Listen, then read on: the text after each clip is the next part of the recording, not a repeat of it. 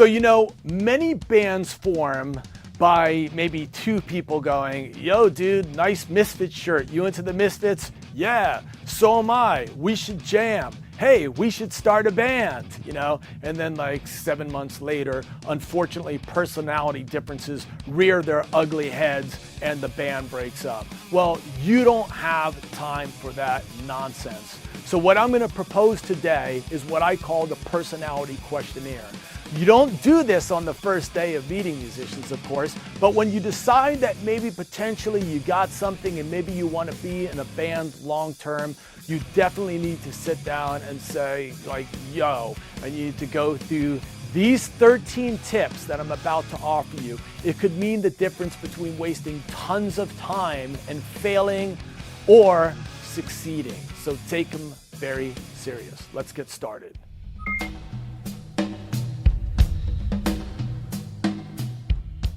Everybody's got to contribute to a band. There can't be just one guy flipping the bill for everything, and that's usually the way it is, right? Everybody's crashing on one guy's couch. They're using his car, they're drinking his milk and things like that out of the refrigerator. That's not going to last.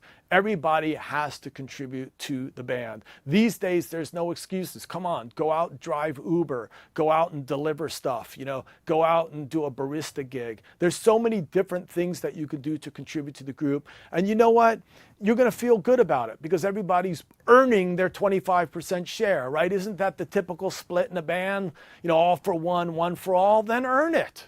Right? How is it that you're getting a 25% share if you're putting in zero amount of the money?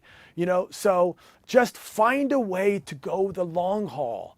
This isn't going to happen overnight. Find a way to take care of those basic needs, right?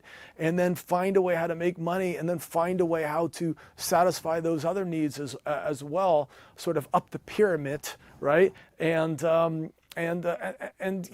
got to be in this for the long haul, and sleeping on couches and counting change, you're not going to last, right? So learn how to contribute to the group, to the company. Go out there, find ways how to make some extra income. I did another clip on teaching lessons. You might want to check that out. Maybe that could be a way for you. But in any case, think about the contributions. Have this as a discussion, okay? Very important stuff. And it could lead to breaking up the band, so you have to talk about it.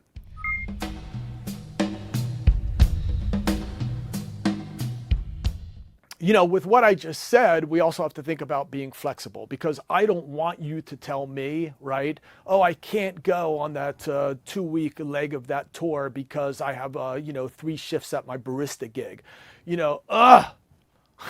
I can't say on camera how I would respond to that. What are you talking about, man? Come on.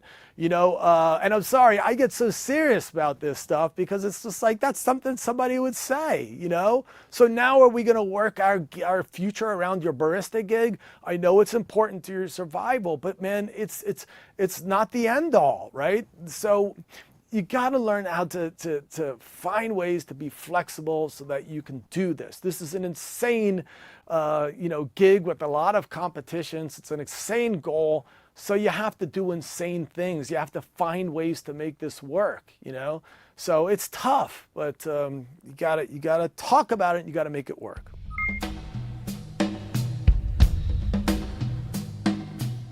So, when we talk about ruggedness, really I wanted to write balls in my book, and the publisher wouldn't let me. And I meant female balls, male balls, you know what I'm saying? It's a better word than ruggedness because it really gets to the heart of what we're talking about here. Do you have what it takes? Because crap will happen. Your van will break down in the Mojave Desert at 3 o'clock at night when there's no street lights and it's this dark. Do you freak out and panic and, oh my God, What happens when you're in a hotel room and you have to sleep like 6 people in one hotel room and one person sleeping in the bathtub? What happens when you're showering in like lakes or you're eating Taco Bell sauce packs for like lunch, breakfast, and dinner? Can you handle that stuff? I'm not saying that that's the way it's going to be, but if it was, are you just going to have a bunch of people that are going to jump out of the foxhole and run? You want people that are going to be in battle and are going to be able to fight, So a really important thing, because a lot of people look all tough with their tattoos and piercings in their face and stuff like that, and they're the first one to run for the hills, So ruggedness, all right, you guys, very, very important.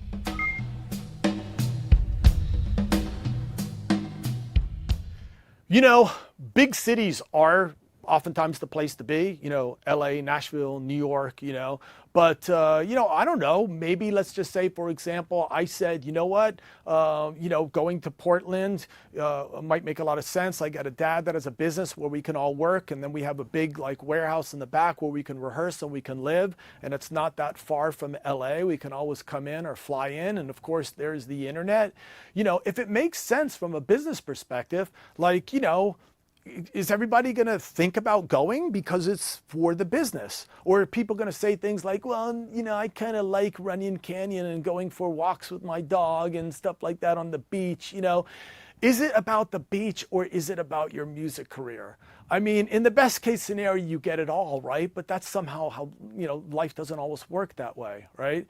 So, I mean, you need people that, again, are going to be like down for the business. Listen, I know people that start businesses, and based on stuff like warehouse rental, they move from several states over to another place to do business. When they prefer to be maybe on the East Coast, they go to the West Coast because warehouse space is cheaper there, and they can run their business cheaper there. I mean, they base the decisions on the business.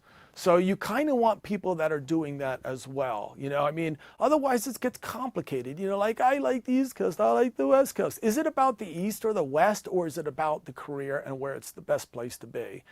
So something to talk about for sure.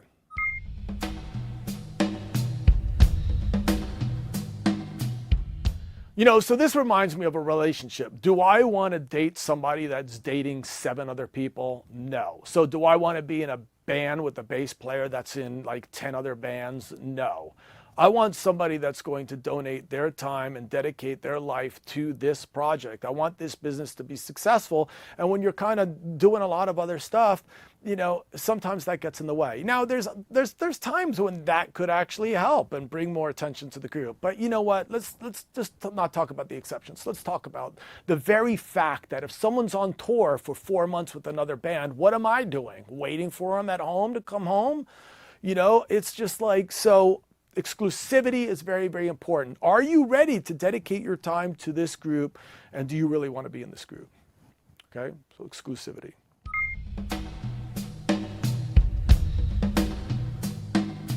Another tip to consider, and this is a heavy one, is relationships. Because, I mean, come on, isn't it a beautiful thing when somebody else loves you and cares about you, right? But sometimes these relationships can get very, very toxic, and they can completely manipulate and change people.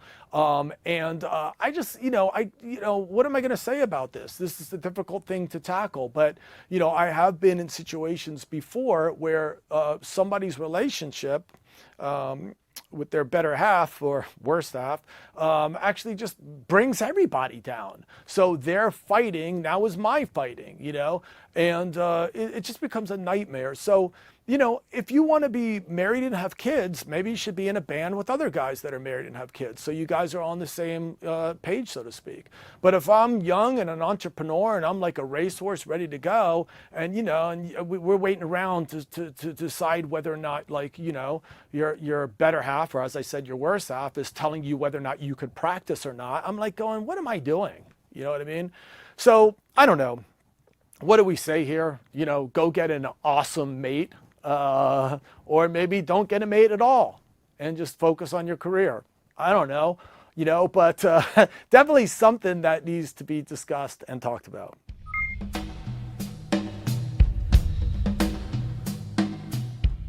Another tip to bring this all to a close is agenda. Right? What's the agenda? What does everybody have on their mind? What are they trying to do? Because if I'm trying to form a band with someone that really wants to be a solo artist, I'm in trouble, right? If they're in the group just because they don't have the money to pay musicians, so they conveniently go, oh, well, I can't pay musicians, so why don't I pretend it's a group?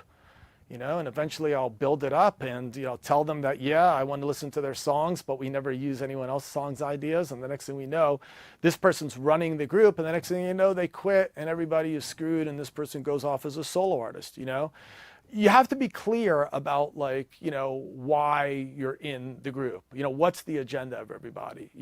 It can't be selfish.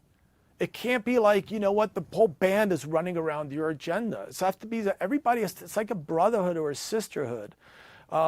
It's very important that everyone respects each other, that everybody cares for each other, and they're not just trying to walk on the backs of other people. And a lot of people do this. And it's horrible, right? It's bad karma. You know, I'm just going to play with these guys to get experience, then I'm going to dump them and go off with the other people. I think what's really important is that you find 4 members that all want to do some awesome music. You have a very, very clear vision. Everybody's very cool with the city they're going to be in. They all can make a living and contribute, and they're not like, you know, freaking out because they didn't eat that day or something of that nature. Everybody is healthy in spirit and mind. And, you know, you write really good music, you're smart about your marketing, you're smart about consulting, you're smart about understanding your weaknesses so that if you don't have strong songs, you know how to get co-writers. You know, it's a lot to make a band successful, but certainly just haphazardly going, hey, you want to be in a band, and not thinking about these things is a disaster. So definitely practice these tips that I offered. It's called the personality questionnaire. You don't use it on the first date, so to speak, right? But when you decide that maybe you want to do business with each other, then you actually see like, well, how serious are you, okay? It's not foolproof. People can lie, but at least you tried, right? So definitely make sure to practice these tips. So everybody, what we've been talking about today is we've been talking essentially about, you know, putting together, you know, choosing band members and using what I call a personality questionnaire. So I hope you found these tips very useful. By the way, they're in my book, Business Basics for Musician. It's the 2nd edition. It's actually the orange cover. So I hope you'll check it out, and I hope you'll tell a friend. And I also hope that you will check out further video clips. My name is Bobby Borg. I'm just trying to break down music, business, and marketing basics so that they stick. And as I always say, peace. Thanks for watching.